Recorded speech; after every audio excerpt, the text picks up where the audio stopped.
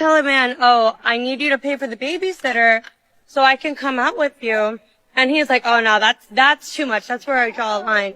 That's because you're not worth that to him. If the woman of his dreams was standing in front of him saying, you need to cover the babysitter, it's $15 an hour, he's gonna be like, okay, plus the tip. You wanna only be the man's dream girl when you even give him a shot at dating you. So setting this standard in the beginning is so important. Never pay for the babysitter. So on the very first date, he has to pay for the babysitter. I wonder what he has to do after a week. Is he going to have to pay for school, clothes, shoes? How far does it go? When does it end? How much baggage are you going to put on him? This is the first date. This man does not know you. He does not know your kid. He knows nothing about you. The furthest it should go in terms of your kid is for you to tell him that you have a kid, tell him the age, and tell him the baby daddy situation. That is as far as it should go. Anything else isn't his business on the first date. When the date was planned, the first thing you are supposed to do is make sure that you have a babysitter, make sure that the baby is fed, everything is sorted. That right there shows a good, clear sign of you being a mother, and hence a good sign of you being the mother to his potential children. But when you put all these expenses and this baggage all on him right on the first date, whether or not he can afford it, it's more so about the principle. It's the easiest way to chase a guy away. I don't want to hate on single moms, that's why I'm going to ignore the fact that you believe that on the first date he should feel that you, a single mom, are the woman of his dreams. I'm just going to ignore that for now. Do you have any kids? 3 kids. How old are your kids? 19, 14, and 2. How old are you, Nisha? I'll be 40 next month. Okay. Do your kids have the same father? 3 fathers. What's some deal breakers? Deal breakers are multiple baby mothers, more than 2, 3 kids. If you were a man with your resume, you wouldn't date yourself. Probably not. So, but you want a man to date you? Absolutely.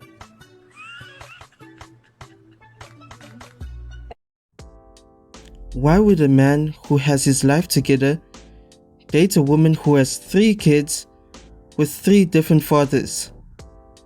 It absolutely makes no sense. This is what I mean when I say that the standards are too high. You've completely messed up your life and you want a man to come there and provide stability. And the whole reason that you don't want a man with multiple kids or multiple baby mothers is that you want him to help you. You want him to focus on your kids. You need some help. That's what you need. You don't need a partner. You don't need a relationship.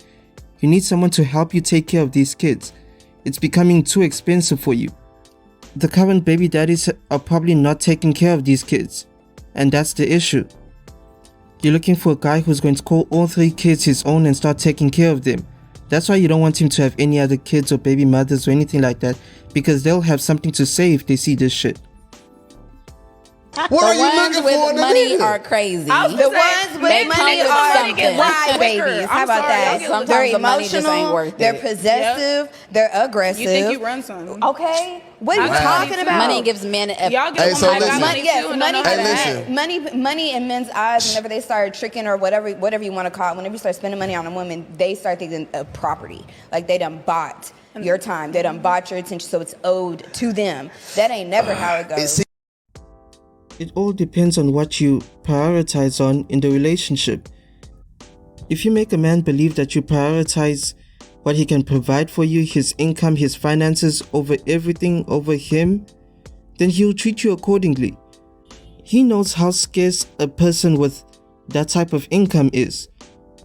If he's earning over $1 million a year and he knows that you'll never leave him for a person earning under $200,000 a year, then there's no reason for him to form an emotional bond with you.